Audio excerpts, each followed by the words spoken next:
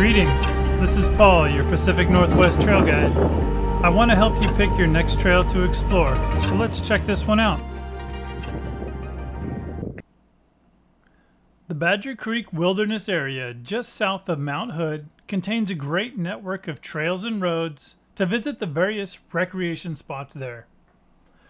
It sits just on the east side of the Cascade Crest, so it's not super far away, but also a little drier and connected to the high desert. Although you can drive gravel roads to a lot of places on this guide, I'll share with you here a camping hike plan to see the area. This loop plan takes you about 22 miles with 5,200 feet of climbing over 3 days.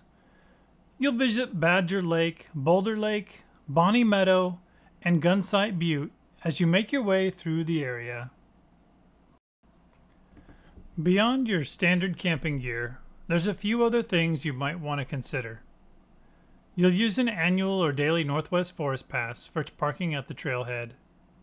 Also, the second night camp location is a bit of a mosquito paradise, so this might be a good trip to get serious about insect defense with repellent and a head net. Lastly, unlike most camping hike trips where you might actually need to dig a hole to do your business in the backcountry, this route suggests campsites which both have vault toilet facilities, so you can leave the sanitary trowel and TP at home. This trip is broken up into 3 days of hiking.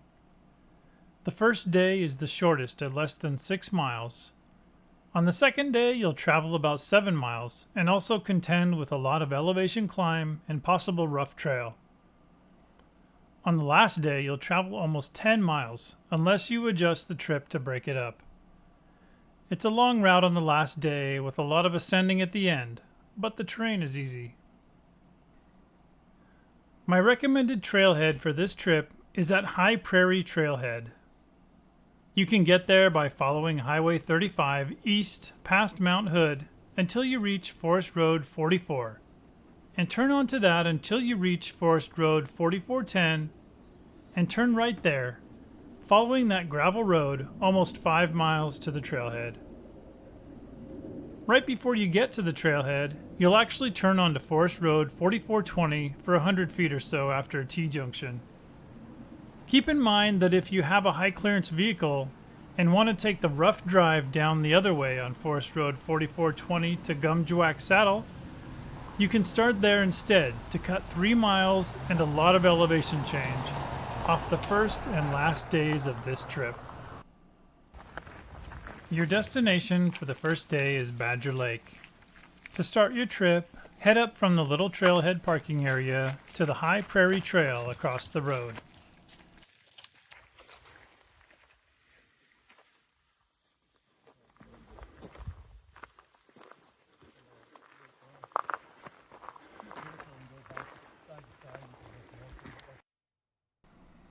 During the first day, you'll ascend a little bit at first, but then most of the miles will be descending down steeply at first, then gradually down to Badger Lake after you pass Gumjuac Saddle.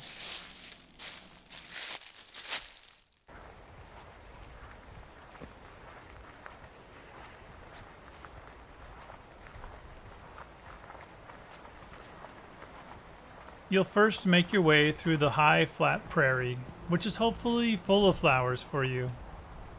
The trail then turns to the south and starts to ascend some as you climb up towards Lookout Mountain.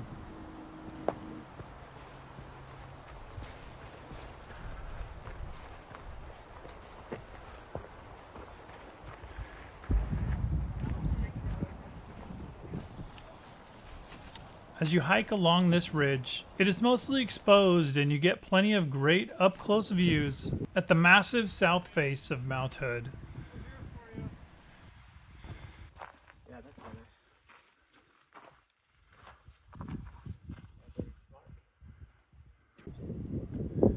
You'll be seeing a lot of Mount Hood on this trip though, so don't think this is your last chance.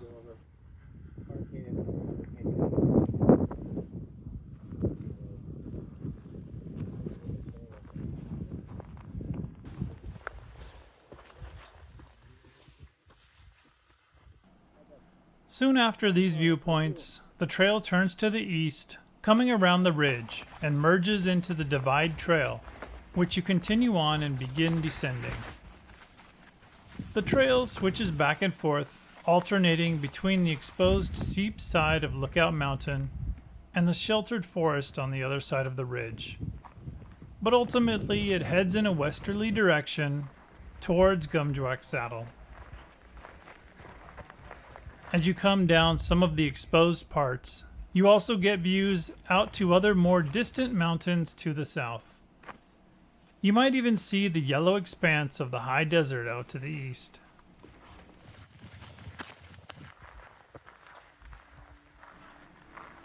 As the trail flattens out, you know you're getting close to the saddle, and it's a nice break from the exposed steep trail.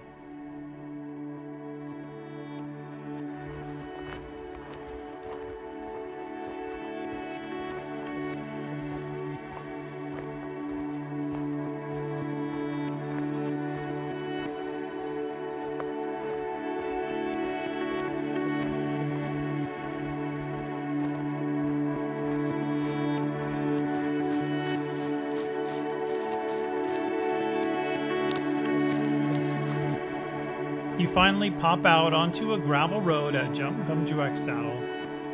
Several trails head out from this junction, but we stay on the Divide Trail to head towards the lake, which you can pick up just to the right of this big brown sign. Don't fret when you read the sign. The mileages on it are meant for drive distance, not trail. Badger Lake is not 9 miles away from you.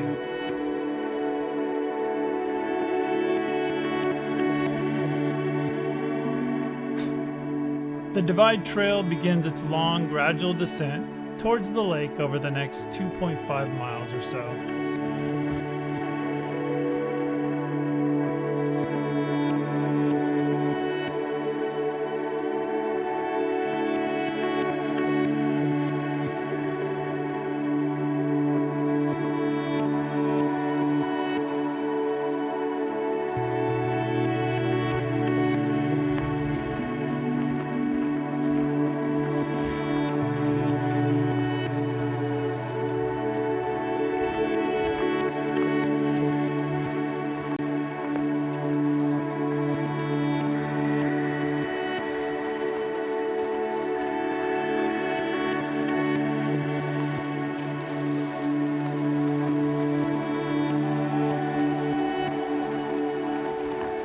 It's mostly dense forest along the way, but it does open up here and there.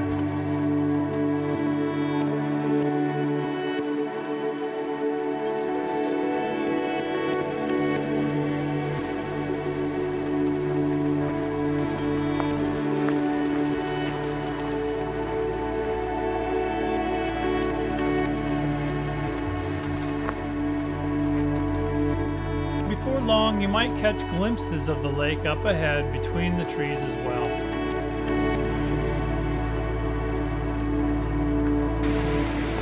You'll cross a creek which outflows from Jean Lake above as you get near.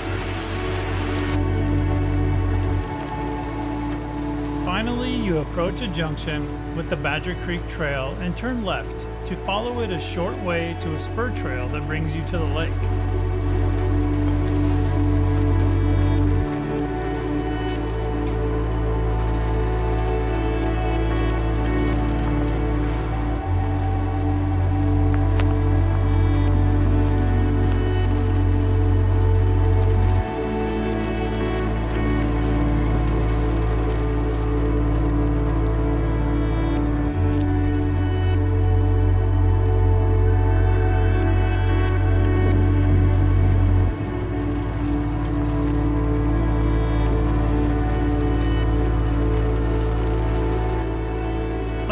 Campsites sit right where the trail approaches the lake here, and the trail to the main campground follows across an artificial dam on the end of the lake.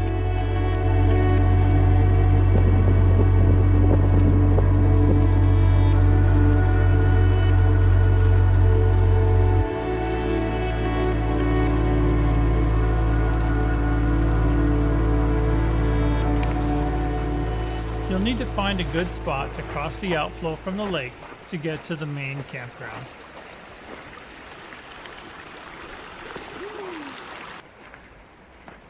Badger Lake is accessible by gravel road, so it has a lot of nice, well-developed campsites. It is also frequently stocked with fish if you want to pack in a pole and try your luck. Several campsites near the creek that comes out from the lake, as well as several more over by the east corner of the lake.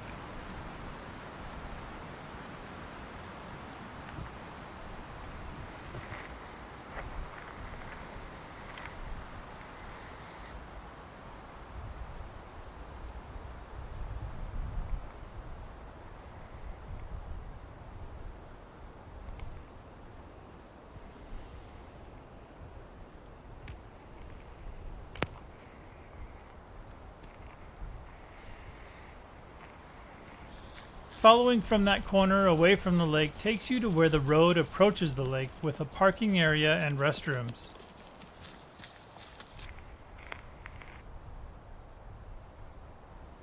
More campsites sit above the restroom, and one of them even has a steel fire pit. For the second day of the trip, we'll be leaving Badger Lake, climbing out of its basin to a new ridge, where we switch over to the Crane Creek Trail, which we follow to the Boulder Lake Trail. That trail, of course, takes us to Boulder Lake, and eventually also to our second camp at Bonney Meadows Campground. Getting started on the second day, we head back to the dam and cross the outflow from the lake to get back where we came in the day before.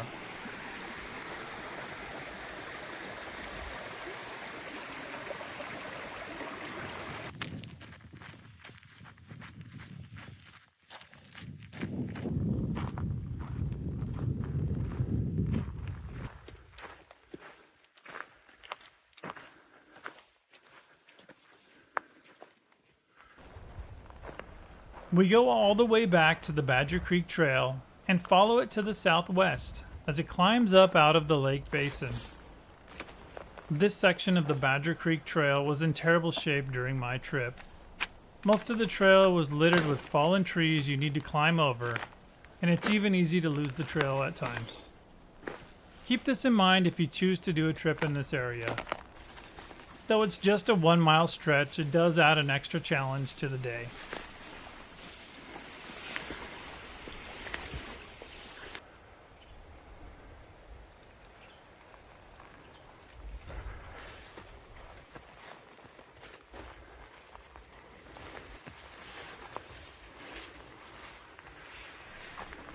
Once you've made your way through the long stretch of deadfall area, there's a lot of heavily overgrown trail to fight through as well.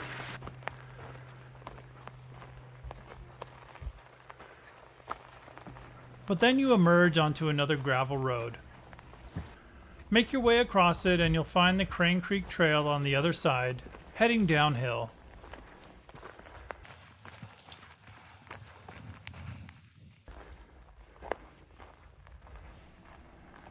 I didn't see any signage marking for this one, but it's the only trail heading down, and it gets started pretty steep.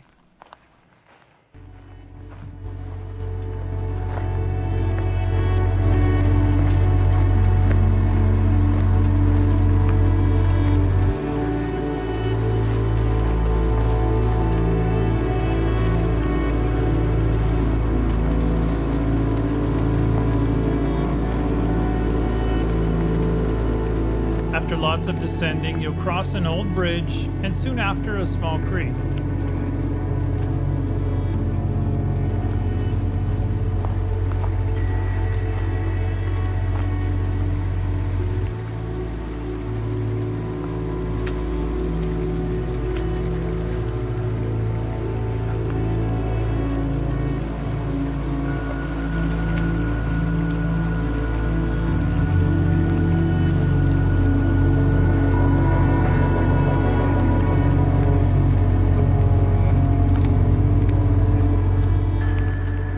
After the creek, the trail descends a bit more, but then you're following along pretty flat for a while. Around this time, you pass a junction with the Crane Prairie Trail heading off to the right at an old, fallen, illegible sign. We continue straight here, unless you want to get creative and take some shortcut.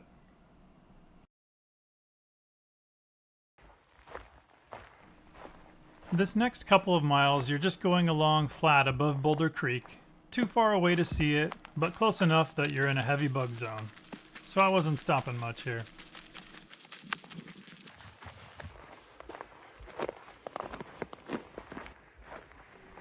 Soon you reach the junction with the Boulder Lake Trail though, and turn right to head west.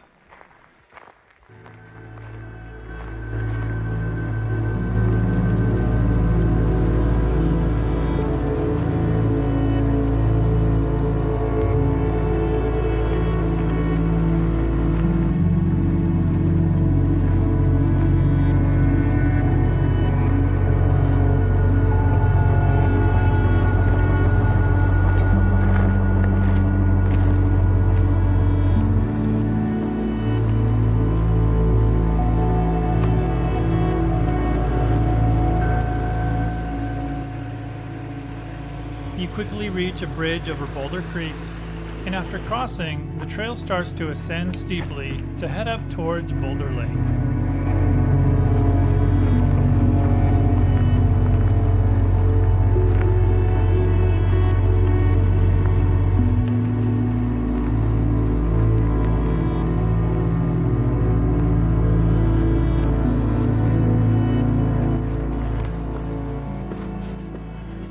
After about a half mile, you reach a gravel road where day trippers come in to visit Boulder Lake. You can pick up the trail again, just up the road a bit on the other side.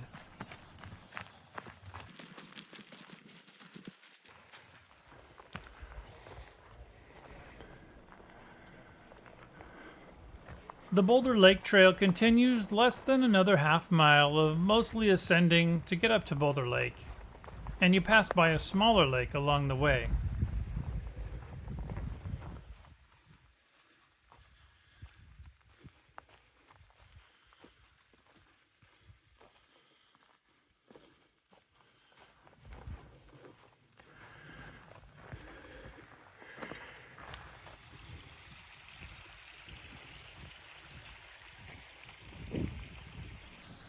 When you approach the lake, the trail splits off and you can head to the right to continue on Boulder Lake Trail and pass by a nice lakeshore camp area that also has a composting toilet. You might take a deserved break here after all that log hopping, bushwhacking, and ascending, and enjoy Boulder Lake for a bit. It's a beautiful place to chill.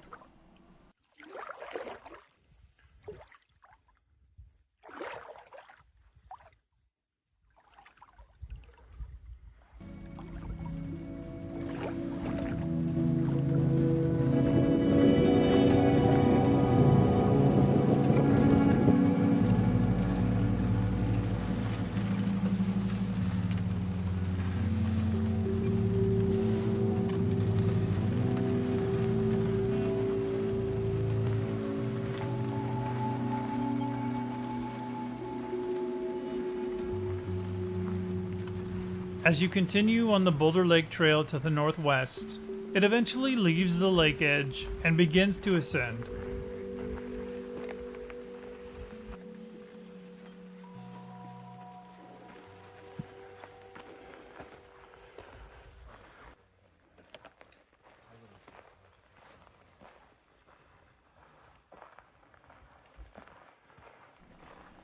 A gentle climb takes you past some scree slopes before the trail switches back and starts ascending more steeply.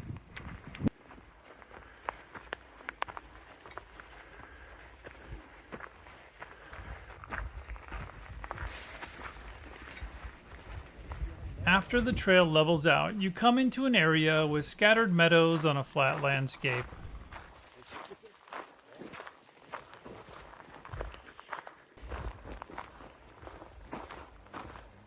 Man, sign down. Wow. You pass a junction with the Hidden Meadow Trail shortly before arriving at the Bonney Meadows campground.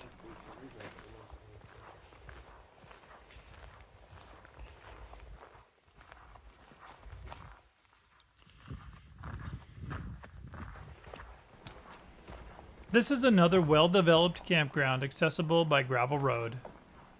Even more developed than Badger Lake, really. There's a small loop with 8 or 10 numbered sites, but you can also find other less developed sites if you explore up the gravel road or around the area. The Forest Service site for this place indicates a $10 fee per night for camping here.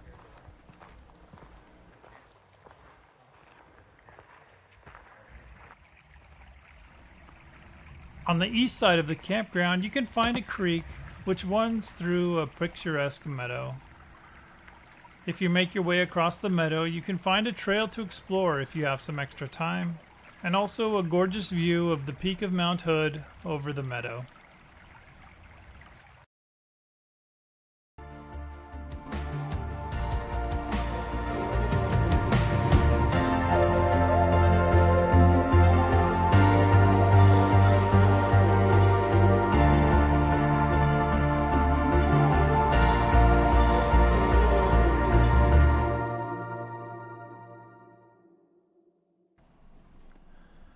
On the last day of the trip, we'll leave Bonney Meadow's campground on the main road that goes to it, and follow Forest Road 4891 north for about a mile and a half total of hiking on the gravel road until we reach the Gunsight Trail, which takes us all the way back to Gumjuac Saddle. There we'll finish out the same way we came in.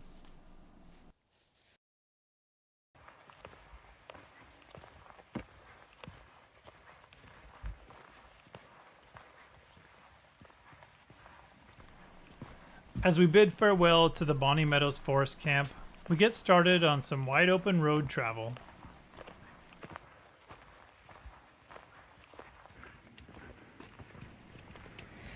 There are some campsites here and there along the road, and soon you turn right, where it joins up to the main forest road here.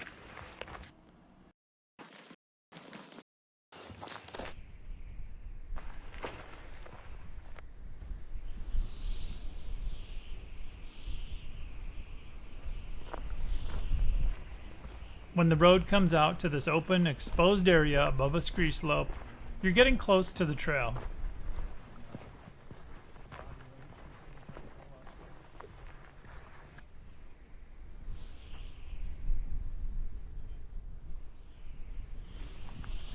At a junction with another gravel road, you can pick up the Gunsight Trail heading up onto the ridgeline from this bend in the road.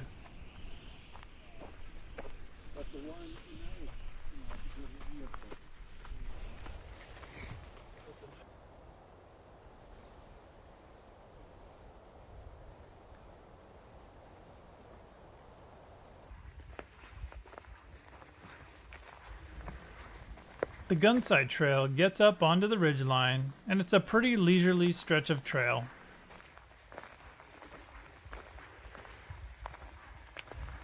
You do pass one junction here that leads off towards the Camp Windy campground.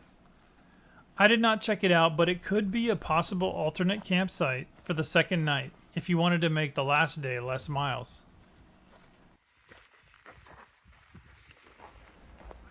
After 2.5 miles or so on the trail, you'll reach a short spur at the area of the ridgeline high above Jean Lake. It's a nice place to take a rest and check out some nice views of the Washington mountain peaks, although there are more views of them from the trail just ahead. Yeah, blowing up the hill all night long, I was freezing. It was kind of miserable last night. Getting back on the main trail, we continue along the ridgeline.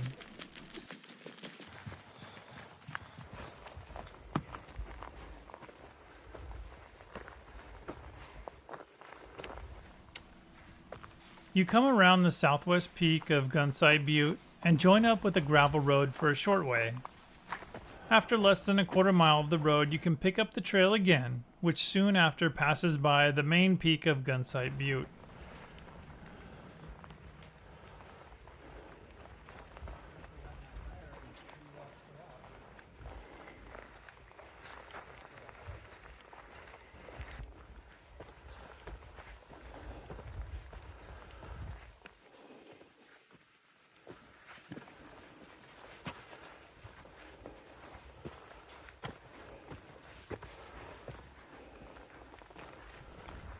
As you continue on, this section of the ridgeline is more exposed, and you can see off to the north again. Then the trail dives back down again as you make a slow descent to arrive back at Gumjawak Saddle.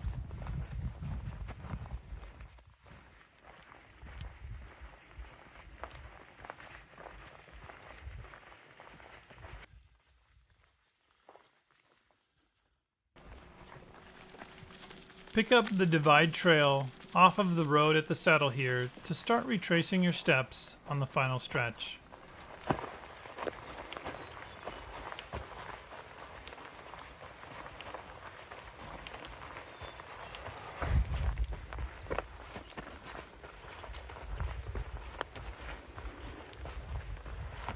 The path may be familiar, but the view is different, as your view is mostly to the east as you ascend.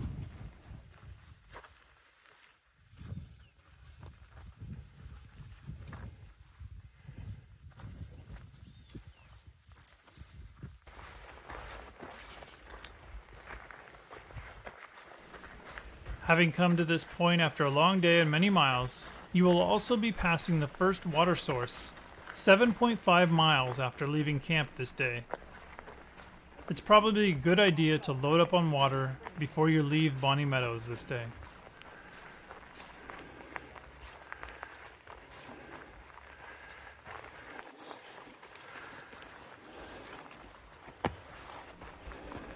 This last push is steep and exposed as you push up to the ridgeline of Lookout Mountain.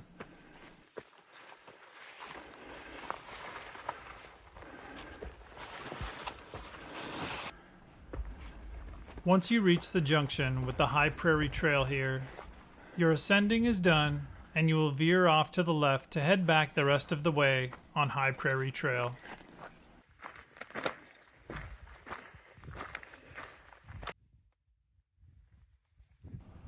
You'll pass by some familiar views of Mount Hood again to savor before you leave.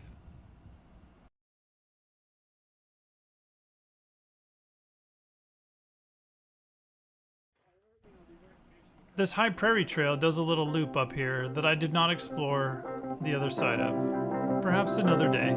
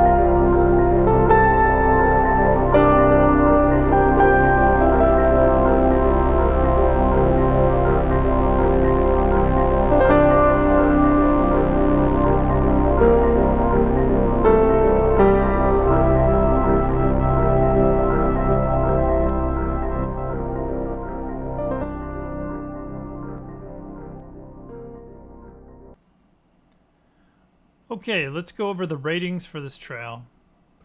The terrain on this trail is nothing special for the most part, but I will call out the potential for the stretch leaving Badger Lake being really rough with a lot of fallen trees to navigate over. It gets 2 rocks out of 5 for terrain. For elements, just keep in mind it is kind of high elevation, so the season to visit without snow is a little limited, so we'll rate it 2 clouds. Even though the suggested route I have here gives you almost 10 miles on the last day, an average of the 3 days in miles is not excessive, so this hike gets 3 boots for distance. And even though you aren't summiting any big mountains on this trip, the way it travels in and out of lake basins actually makes for a lot of elevation change along the way. You might not notice it as much though because it's spread out, so in light of that, I'll rate it 3 mountains, but if more of it was condensed into a shorter distance, it might rate 4. Well, that wraps up this edition of Pacific Northwest Trail Guide. I hope I have or will soon help you pick your next trail to explore. I scouted this trail in July of 2024, but trails are always evolving. If you pick this trail and encounter any changes people might like to know about, please help out your fellow explorers by sharing in the comments on this video. I've shown some of the beautiful sights on this trail in what feeble capacity video can render. A picture may be worth 1,000 words, but an experience with all of your senses cannot even be conveyed in pictures or video. So don't take my word for it. Get out there and see it for yourself.